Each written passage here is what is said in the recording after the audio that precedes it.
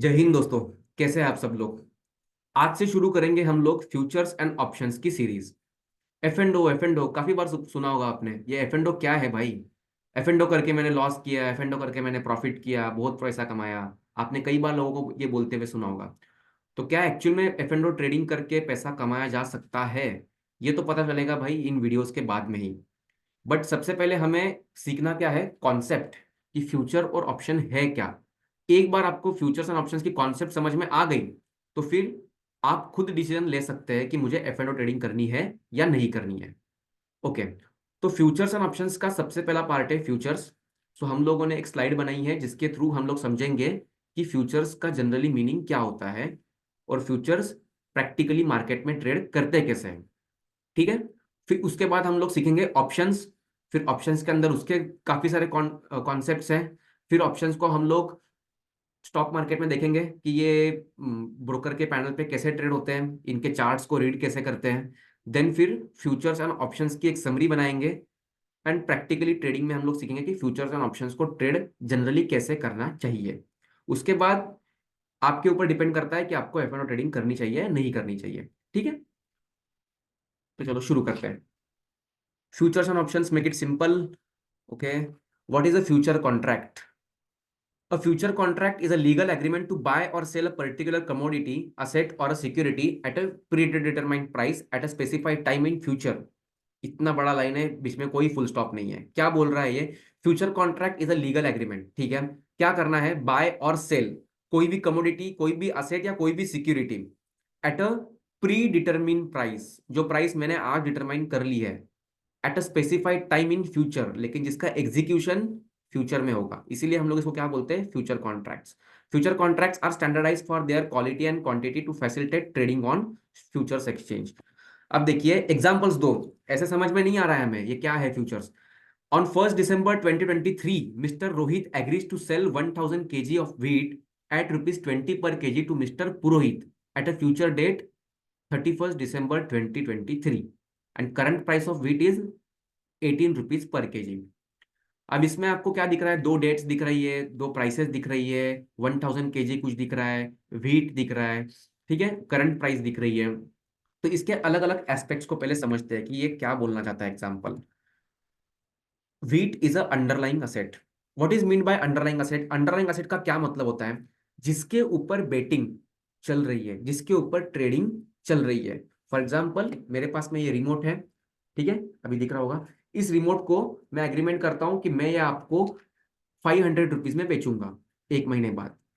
तो मैंने अभी एग्रीमेंट कर दिया, तो मेरे को तो बेचना ही है, और आपने मुझसे एग्रीमेंट किया आपको खरीदना है, तो आपको भी खरीदना पड़ेगा 1 महीने बाद। किस रेट पे? ₹500 पे। लेकिन ये ₹500 डिटरमाइन कब हुए? ये ₹500 डिटरमाइन आज हुए हैं। ठीक है। तो इसको हम लोग बोलते हैं जनरली फ्यूचर्स कॉन्ट्रैक्ट। तो wheat is a underlying asset. तो अंडरलाइंग असेट है मेरी व्हीट। जैसे मेरी ये रिमोट है, अभी यहाँ पे रिमोट के ऊपर अगर ट्रेडिंग चल रही होती तो remote is underlying asset. Second concept क्या है इसमें? Current price of wheat is ₹18 पर केजी। ठीक है, आज का भाव जो चल रहा है।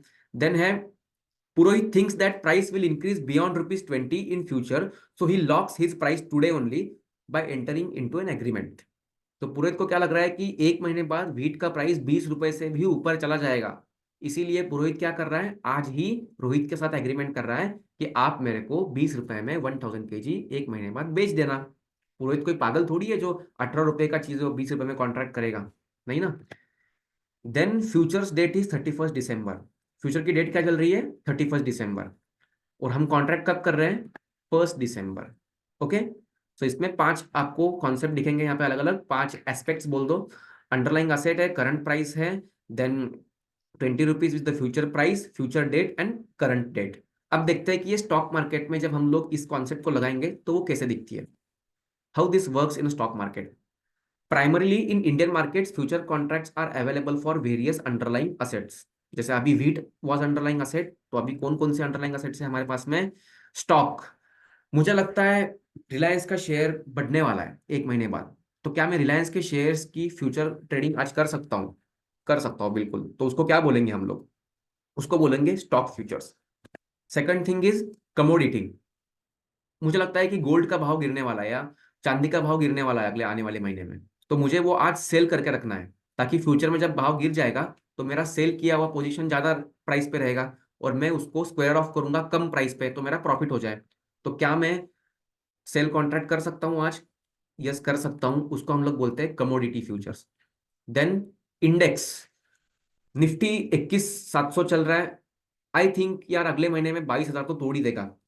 तो क्या मैं इंडेक्स को आज बाय कर सकता हूँ फ्यूचर्स में? Yes you can buy it, इसको हम लोग क्या बोलेंगे? Index futures. And then interest rate, मुझे लगता है कि आने वाले 6 मंथ में इंटरेस्ट रेट बढ़ेंगे या गिरेंगे जैसे भी, तो उस इंटरेस्ट रेट की भी मुझे ट्रेडिंग करनी है। तो क्या मैं कर सकता हूँ? यस बिल्कुल, उसको हम लोग क्या बोलते हैं? Interest rate derivatives. तो stock, commodity, index, interest rate, ठीक है, ये अलग अलग टाइप्स है जिसके ऊपर आप लोग ट्रेडिंग कर सकते हो, अलग अलग अंडरलाइन असेट्स है।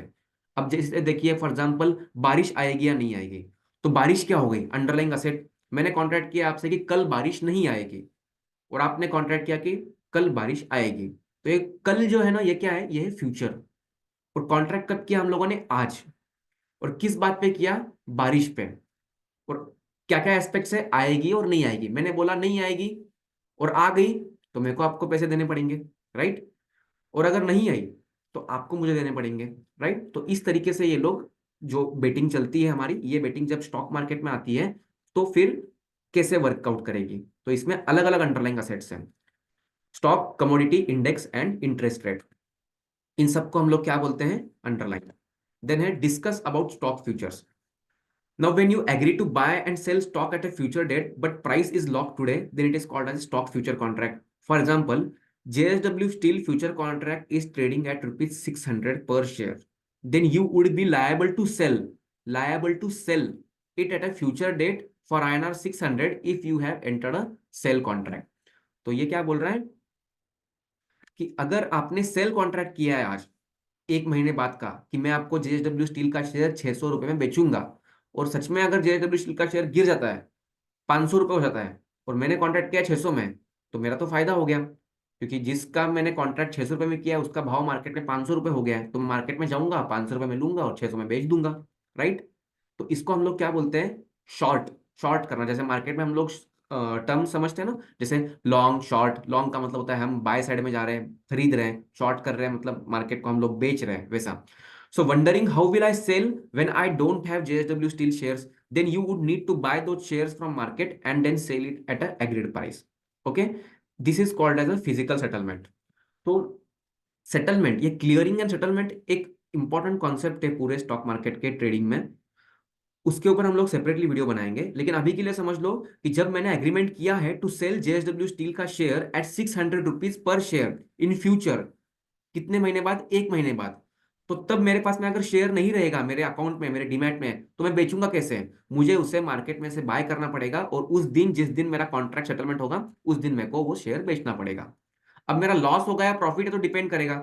मैंने प्राइस लॉक की है 600 रुपीज, और मान लो 1 महीने बाद जेएसडब्ल्यू स्टील की प्राइस हो जाती है 800, तो 200 रुपए का मेरा हुआ लॉस, बिकॉज मैंने एग्रीमेंट करके रखा है बेचने का, और उसका भाव बढ़ गया, तो 200 रुपए पर शेयर इज माई लॉस, ठीक है। और अगर 600 रुपये में मैंने बेचने का एग्रीमेंट किया है और प्राइस हो गया 500 रुपीज, तो क्या होगा? प्रॉफिट, क्योंकि मैं तो बेचूंगा 600 में, सामने वाले को जबरदस्ती खरीदना भी पड़ेगा मुझसे, बिकॉज फ्यूचर कॉन्ट्रैक्ट है, हम दोनों ने कॉन्ट्रैक्ट किया है। तो मेरा हो गया गेन 100 रुपीज का। तो अब मैं क्या करूंगा? मार्केट में जाऊंगा, 500 की चीज को खरीद के 600 में बेच दूंगा। तो यहाँ पे मैं क्या कर रहा हूँ? मैं मेरे डीमैट में मैं शेयर्स ले रहा हूँ और फिर उसको बेच रहा हूँ, या मेरे डीमैट में जो ऑलरेडी शेयर्स है मैं उसको बेच रहा हूँ। तो इसको हम लोग क्या बोलते हैं? फिजिकल सेटलमेंट, जहां पे शेयर्स का लेन देन एक्चुअल में हो रहा है। देखिए what is settlement in derivatives. There are two types of settlement in derivatives. Derivatives मतलब फ्यूचर्स एंड ऑप्शंस, मतलब F and O. Physical settlement जो अभी हमने पढ़ा, ठीक है। फॉर एग्जांपल, अब एक एग्जांपल लेके चलते हैं कि 600 में मैंने जेएसडब्ल्यू स्टील का फ्यूचर शॉर्ट किया था, प्राइस हो गया 700 रुपीज, 100 रुपीज का हो गया मेरा लॉस। अब फिजिकल सेटलमेंट करना है, इसका मतलब क्या है? मेरे डीमैट में तो जेएसडब्ल्यू स्टील के शेयर है ही नहीं, तो मैंने क्या किया? मैंने मार्केट से 700 रुपीज में शेयर्स बाय किए और 600 रुपीज में बेच दिए, तो मेरा हो गया लॉस 100 रुपीज का पर शेयर। अब कैश सेटलमेंट पिक्चर में आया। What is mean by cash settlement? It means actual buy and sell will not happen, just the losing party will pay winning party differential amount in cash, not hard cash. आपके trading account से वो balance cut हो जाएगा। amount of loss will be deducted from your trading account balance and will be transferred to winning party's trading account. For example, मैं अभी जीरोधा में trading कर रहा हूं, आप एंजल ब्रोकिंग में ट्रेडिंग कर रहे हो, आपने एंजल ब्रोकिंग के थ्रू मुझसे कॉन्ट्रैक्ट किया, जेएसडब्ल्यू स्टील का फ्यूचर आपने बाय किया और मैंने सेल किया जीरोधा के थ्रू। अब क्या होगा, मेरा हो रहा है 100 रुपए पर शेयर लॉस, तो जीरोधा क्या करेगा, 100 रुपीज पर शेयर जो लॉस हो रहा है वो मेरे ट्रेडिंग अकाउंट बैलेंस से कट कर लेगा और किसको भेजेगा, एंजल ब्रोकिंग को। और एंजल ब्रोकिंग क्या करेगा, उसका क्लाइंट का जो अकाउंट है उसके अंदर वो पैसा ऐड कर देगा। तो इस तरीके से सेटलमेंट चलेगा। ओके, तो इसको हम लोग क्या बोलते हैं, कैश सेटलमेंट। अब कैश सेटलमेंट इंपॉर्टेंट क्यों है, देखिए अभी क्या है कि मैं जाऊंगा मार्केट में शेयर्स को बाय करूंगा और आपको कम रेट में बेचूंगा, उससे अच्छा एक काम करते हैं ना, जितना मेरा लॉस हो रहा है मैं अमाउंट आपको ट्रांसफर कर देता हूँ। बात तो एक ही है, मैं 700 रुपीज का शेयर परचेस करूंगा, आपको 600 में बेचूंगा, तो आपका प्रॉफिट कितना, 100 रुपीज। एक काम करो, मुझसे आप 100 रुपीज ले लो। इसको हम लोग क्या बोलेंगे, कैश सेटलमेंट।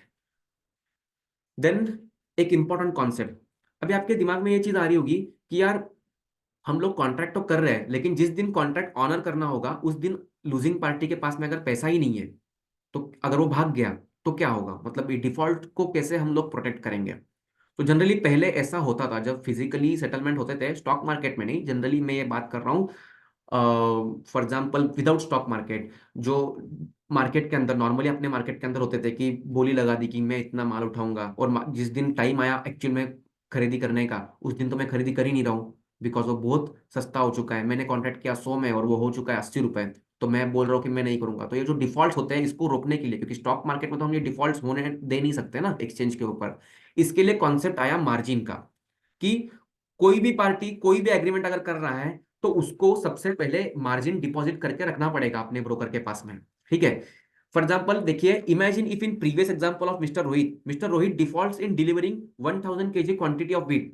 रोहित ने एग्रीमेंट किया था पुरोहित से कि मैं आपको 1000 kg व्हीट दूंगा, लेकिन जिस दिन व्हीट का प्राइस, मान लो अभी एग्रीमेंट का हमारा सेटलमेंट डेट था 31 दिसंबर, और सेटलमेंट रेट था 20 रुपए पर केजी, और प्राइस हो गया 25 रुपए पर केजी। अब मिस्टर पुरोहित भागा रोहित के घर पे, तो रोहित के घर पे ताला है, रोहित तो है ही नहीं, क्यों, क्योंकि 1000 kg का रेट 1000 kg मल्टीप्लाई बाय 20 रुपए पे उसको देना था, आज रेट हो गया 25 रुपए, तो 5000 रुपए का उसका लॉस हो रहा है रोहित का। तो रोहित क्या करेगा, वो तो बोलेगा मैं नहीं दे पाऊंगा, मैं नहीं दूंगा, मतलब उसकी नीयत खराब हो गई। So then who will compensate mister Purohit for increase in price. Purohit ने प्राइस लॉक क्यों की थी, बिकॉज वो सोच रहा था ना कि 20 रुपए के ऊपर प्राइस चला जाएगा, इसीलिए उसने फ्यूचर कॉन्ट्रैक्ट में बाय ट्रेड लिया था। So to stop default, we need margin amount to be deposited in trading account before taking any trade in derivatives contract. So whenever you enter any derivative position on exchange, a predetermined amount is compulsory to be deposited so that loss can be deducted from it. So अगर मुझे JSW steel का future contract cell करना है और आपको bye कर रहा है ना, तो हम दोनों को 1-1 लाख रुपए एनएससी को देना पड़ेगा। ठीक है, 1 लाख रुपए जनरली मैंने बताया क्योंकि उस वक्त मार्जिन 1 लाख रुपए चल रहा था। तो क्या होगा, मान लो मैंने आज सेल का कॉन्ट्रैक्ट किया, कल रेट गिर गया 20 रुपए से, तो मुझे तो प्रॉफिट दिख रहा है कि मान लो क्वांटिटी लॉट साइज है मेरी 600 क्वांटिटीज की और 20 रुपए से गिर गया, तो 12,000 का मेरा प्रॉफिट दिख रहा है और आपको वो लॉस दिख रहा है, तो वो आपके ट्रेडिंग अकाउंट बैलेंस से उतना कट होता रहेगा पैसा, और मेरे पास में वो पैसा ऐड होता रहेगा। ठीक है, तो इसीलिए मार्जिन इंपॉर्टेंट है ताकि डिफॉल्ट को रोका जा सके। तो एक कॉन्सेप्ट हम लोगों ने पढ़ लिया इसमें, कौन सा, अंडरलाइंग असेट। दूसरा कॉन्सेप्ट हम लोगों ने पढ़ा इसमें सेटलमेंट, कि सेटलमेंट होती कैसे है, एक होती है फिजिकल सेटलमेंट, दूसरा होता है कैश सेटलमेंट। देन हमने कॉन्सेप्ट पढ़ा मार्जिन का, ताकि जब भी कोई दो पार्टीज कॉन्ट्रैक्ट कर रहे हैं तो थर्ड पार्टी के पास में वो पहले ही, third party is who, NSC, national stock exchange, जिसके पास में हम लोग क्या कर रहे हैं, पैसा ऑलरेडी डिपॉजिट करके रखे हुए हैं, ताकि लॉस होगा तो उसके अकाउंट से पैसा कट हो जाएगा। देन है lot size, fourth and most important concept. देखिए, when a future contract is traded, it is traded in lot and not in a single quantity। मतलब जब मैं रिलायंस का शेयर या जेएसडब्ल्यू स्टील का शेयर का एग्जांपल ले रहा था, तो मैं एक सिंगल क्वांटिटी में ट्रेड नहीं ले सकता, उसमें मुझे लॉट साइज में ट्रेड करना पड़ता है।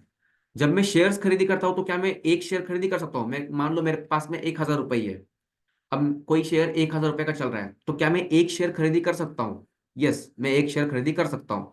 लेकिन जब बात आती है फ्यूचर्स की, उसी शेयर का जब मैं फ्यूचर ट्रेड कर रहा हूं तो मुझे लॉट में खरीदी करना पड़ता है। लॉट मतलब मैं एक सिंगल क्वांटिटी नहीं, मुझे 500, 1000, 2000 इस क्वांटिटी में उसमें ट्रेडिंग करनी पड़ती है compulsory.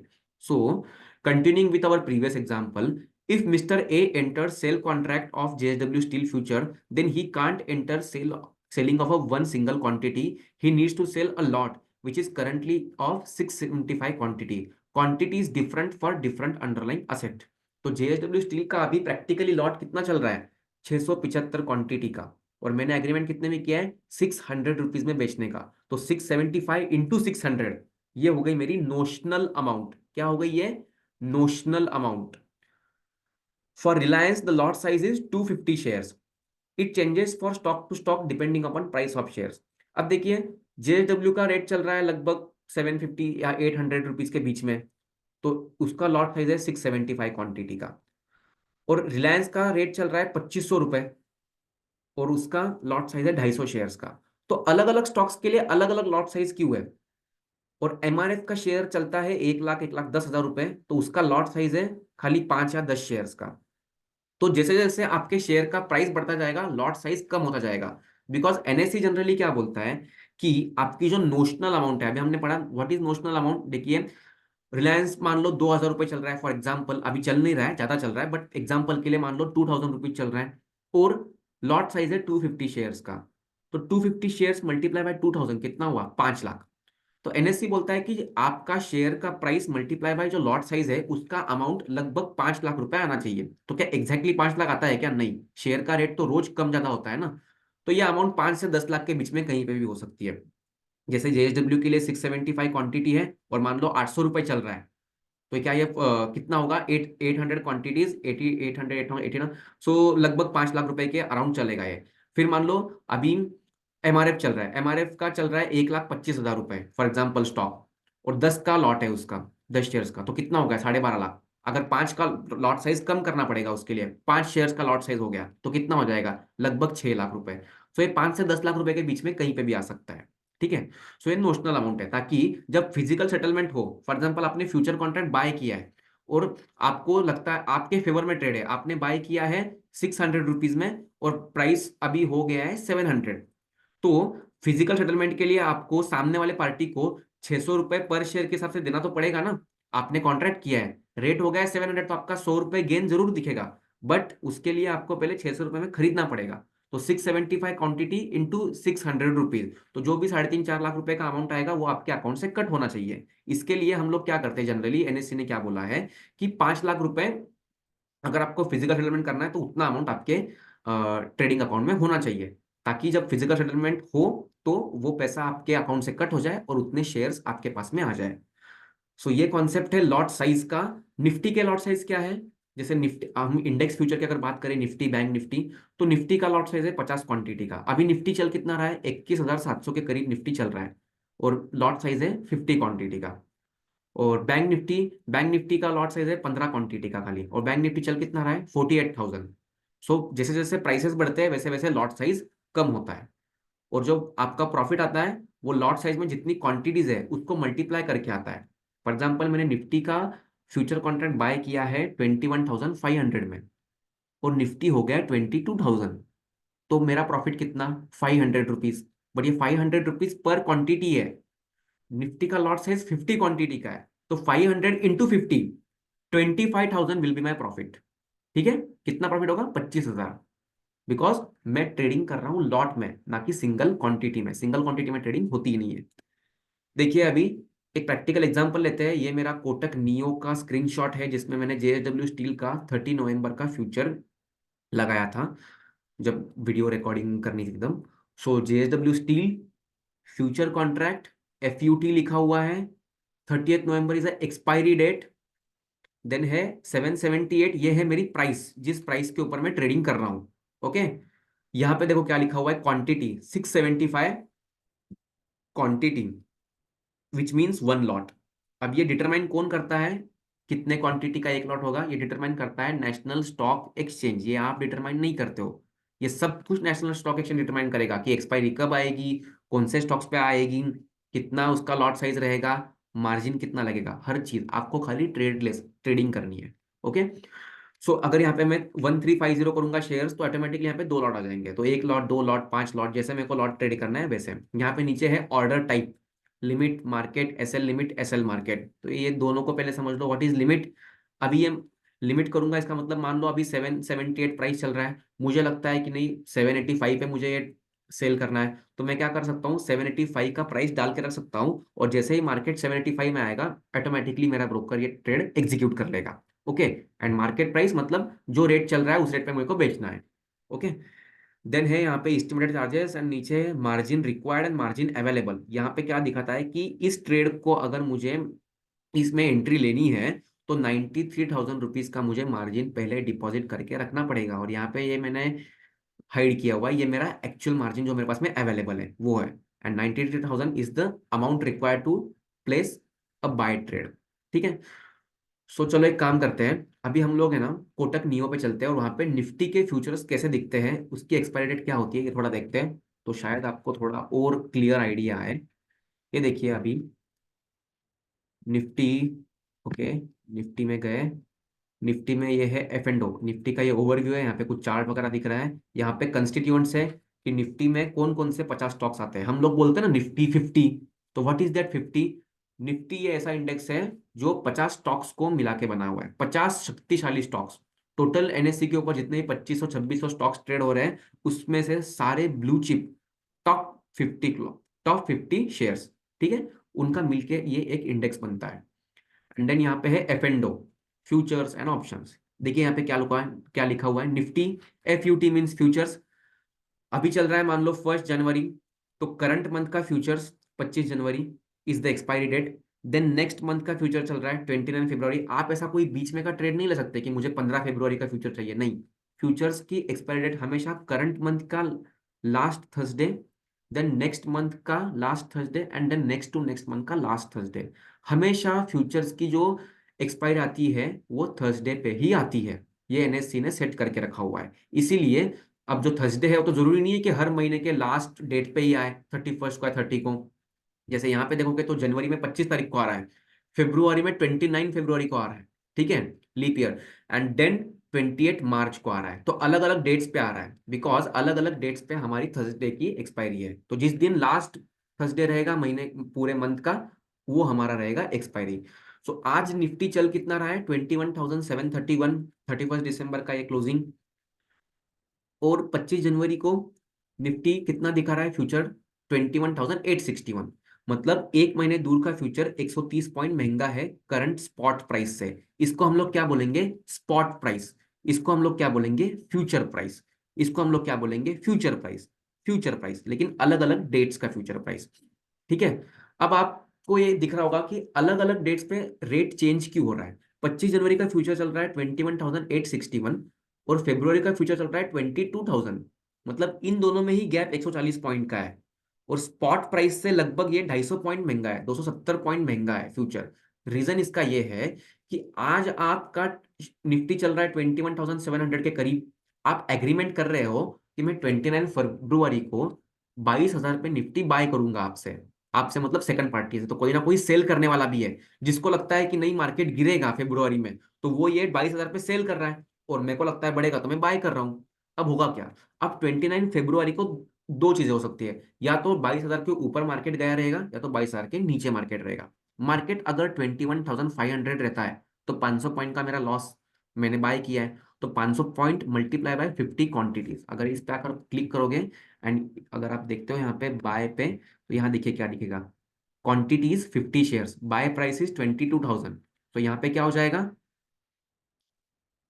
500 points multiply by 50 shares, तो 25,000 का हो गया मेरा लॉस। और जिसने बेचने का कॉन्ट्रैक्ट किया है उसने मेरे को तो 22,000 पे वो चीज बेच दी, और प्राइस हो गया उसका 21,500, तो वो मुझसे फिर से खरीद लेगा 21,500 में। ऐसा ही होता है, जब हम लोग जब बाय का ट्रेड लेते हैं तो एक्सपायरी डेट पे हम लोगों को उसको सेल करना है, और जिसने सेल किया वो बाय करता है। तो ये बस क्या है, कमोडिटी दो लोगों के बीच में घूम रही है डिपेंडिंग अपॉन प्राइस, और अगर आप प्रॉफिट कर रहे हो तो आपके अकाउंट में पैसा ऐड हो जाएगा, और अगर आप लॉस कर रहे हो तो आपके अकाउंट से पैसा कट हो जाएगा।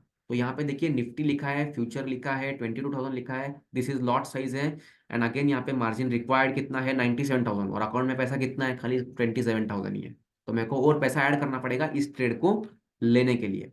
ठीक है, सो ये जितनी भी ट्रेडिंग हम लोग देख रहे हैं अभी, ये है नेक पोजिशन, NAKED, नेक पोजिशन। इसका क्या मतलब होता है कि हम लोग हेजिंग नहीं कर रहे हैं, हम लोग क्या कर रहे हैं, हम लोग एक प्योर ट्रेड ले रहे हैं, बाय तो बाय या फिर सेल तो सेल। जैसे अगर फॉर एग्जांपल मैं यहाँ पे क्लिक करता हूँ रिलायंस, ठीक है, ये रिलायंस पे क्लिक किया मैंने, मेरे को यहाँ पे दिख रहा है रिलायंस का फ्यूचर्स एंड ऑप्शंस में कि रिलायंस का रेट चल रहा है 2584, और जनवरी मंथ का जो फ्यूचर चल रहा है वो चल रहा है 2601, तो 16 रुपए महंगा चल रहा है। तो अब मैं यहाँ पे जाके बाय पे क्लिक करता हूँ, तो देखिए कितना मार्जिन, 250 शेयर्स मल्टीप्लाई बाय ये 2601 जितना भी होगा, ये नोशनल अमाउंट है मेरी, और मार्जिन कितना लग रहा है मुझे, 1,15,000 रुपए का। ठीक है, सो इतना मार्जिन मुझे डिपॉजिट करना पड़ेगा अगर मुझे इस ट्रेड में एंट्री लेनी है। तो ऐसा अलग अलग स्टॉक्स के लिए आपको अलग अलग मार्जिन रिक्वायरमेंट मिलेगी। ओके, कोई और देखना है, फॉर एग्जांपल यहाँ पे अगर हमको देखना है टाटा मोटर्स, यार टाटा मोटर्स तो बड़ा भाग रहा है, टाटा मोटर्स का फ्यूचर अगर मुझे बाय करना है, अभी टाटा मोटर्स चल रहा है 779, व्हाट आई थिंक कि यार टाटा मोटर 800 के ऊपर चला जाएगा अगले महीने, ऐसा मुझे लगता है। तो मैं क्या करूंगा, यहाँ पे जाके 786 के प्राइस पे इसको बाय कर लूंगा। अब इसमें और इसमें डिफरेंस है 7 रुपए का, बिकॉज 1 मंथ लेट है ना फ्यूचर, तो अभी 25 दिन बाकी है, तो ऑफकोर्स आपको इस प्राइस पे तो नहीं मिलेगा फ्यूचर कॉन्ट्रैक्ट, फ्यूचर हमेशा महंगा ही मिलेगा, तो 786 पे मिलेगा। आपने 786 पे बाय कर लिया। अब उस वक्त 25 जनवरी को अगर प्राइस टाटा मोटर के स्टॉक की, ये जो यहाँ की जो प्राइस है स्पॉट प्राइस, उस वक्त भी तो आएगी 25 जनवरी को, अगर वो 800 रुपये आती है, तो क्या हो जाएगा, आपने बाय किया है 786 में फ्यूचर का एग्रीमेंट, और ये प्राइस जो अभी 780 दिख रही है, ये अगर 800 हो जाती है, तो आपका गेन कितना हुआ, 800 माइनस दिस 786, 14 रुपीज का आपका गेन हुआ। अब ये 14 rupees multiply by lot size, lot size कितना है, 1425 क्वांटिटीज, तो 1425 मल्टीप्लाई बाय 14 रुपीज करो, जितना आएगा वो आपका आएगा प्रॉफिट। ठीक है, सो 1400 मल्टीप्लाई फॉर एग्जाम्पल 10 रुपए कर लो, तो 14,000 का आपका आ गया प्रॉफिट। लेकिन ये प्रॉफिट कमाने के लिए आपको मार्जिन कितना डिपॉजिट करना है, 2,14,000। अब आप बोलोगे मार्जिन इतना ज्यादा क्यों है इस ट्रेड को लेने के लिए, बिकॉज हो सकता है कि टाटा मोटर्स 80-90 रुपए 100 रुपए से गिर जाए, 100 रुपए से गिरेगा, मल्टीप्लाई बाय 1400 क्वांटिटी, तो 1,40,000 का लॉस आएगा। ठीक है, तो इसके लिए एनएससी क्या बोलता है, सबसे पहले आप क्या करो, मार्जिन डिपॉजिट करके रख दो। एनएससी ने एक फॉर्मूला लगाया हुआ है, वो लोग क्या, अब एनएससी तो एक्सपर्ट है इन सब चीजों में, तो वो आपसे पहले ही इतना मार्जिन ले लेते हैं कि जितना एक्सट्रीम लॉस हो सकता है इसके अंदर, span margin plus extreme loss margin जितना हो सकता है, वो आपसे नेशनल स्टॉक एक्सचेंज पहले ही ले लेता है। अगर मैं बाय कर रहा हूं तो बायर से 2,14,000 ले लेगा, और अगर मुझे मान लो सेल करना है, अगर मैं यहाँ पे क्लिक करता हूँ सेल, तो सेलर से भी इतना ले लिया। मतलब एनएससी ने क्या किया, दो पार्टीज है, बायर से भी 2 लाख लिए, सेलर से भी 2 लाख लिए, 4 लाख रुपए एनएससी के पास में जमा हो गए। ठीक है, अब क्या होगा, अब मान लो जिसका प्रॉफिट हो रहा है, दो मान लो मेरा प्रॉफिट हो रहा है 50,000 का, तो सेलर के अकाउंट से कट जाएगा और मेरे अकाउंट में पैसा ऐड हो जाएगा। तो अब क्या हो जाएगा, मेरा 2 लाख प्लस 50,000 कितना हो गया, 2,50,000, और जिसने 2 लाख भरा था उसका 2 लाख में से 50,000 कट हो जाएगा, तो उसका कितना हुआ, 1,50,000। सो 250 प्लस 150 कितना हुआ, 4 लाख, और पहले भी कितना था, 4 लाख। तो 4 लाख का 4 लाख ही रहा, बस पॉकेट चेंज हुआ है। तो इसको हम लोग क्या बोलते हैं, इसको हम लोग बोलते हैं zero sum game. Derivatives is a zero sum game, because यहाँ पे एक आदमी का प्रॉफिट हो रहा है और दूसरे आदमी का लॉस हो रहा है। ले- तो पैसा मेरे पॉकेट से कट रहा है, आपके पॉकेट में जा रहा है, फिर आपके पॉकेट से कट के किसी और के पॉकेट में जा रहा है, लेकिन इसमें कोई वैल्यू एडिशन नहीं हो रही है, इसलिए डेरिवेटिव्स को बोला जाता है zero sum game. I hope ये लेक्चर की फर्स्ट सीरीज आपको पसंद आई होगी और इससे कुछ कॉन्सेप्ट्स आपके क्लियर हुए होंगे। Then we will learn about options in next series, उसके ऑप्शंस के ग्रीक्स भी समझेंगे, फिर फ्यूचर्स में डेल्टा क्या होता है और फ्यूचर्स का रेट कैसे चेंज होता है। अभी तो मैंने आपको ये सिर्फ स्क्रीनशॉट्स दिखाए हुए हैं, लेकिन मैं आपको एक फ्यूचर में, निफ्टी के फ्यूचर में प्रैक्टिकली ट्रेड लेके दिखाऊंगा कि जब मैं निफ्टी फ्यूचर्स में ट्रेड लेता हूं, तो अगर निफ्टी प्लस जाता है तो मेरा फायदा कितना होता है, और नीचे आता है तो मेरा लॉस कितना होता है। ठीक है, और जरूरी नहीं है कि एक्सपायरी डेट तक आपको रुकना है। मान लो आज आपने 9:30 को फ्यूचर कॉन्ट्रैक्ट में एंट्री ली, ठीक है, और 9:35 को 5 मिनट में आपको लग रहा है कि आपका 2,000 का प्रॉफिट दिख रहा है, आपको प्रॉफिट बुक करना है, तो आप उसको स्क्वायर ऑफ कर सकते हो। अगर आपने बाय किया है तो आप उसको सेल कर सकते हो, और अगर आपने सेल किया है तो आप उसको बाय कर सकते हो। इसको हम लोग क्या बोलते हैं, स्क्वेयरिंग ऑफ बोलते हैं। ठीक है, ओके गाइस, चलो थैंक यू, बाय।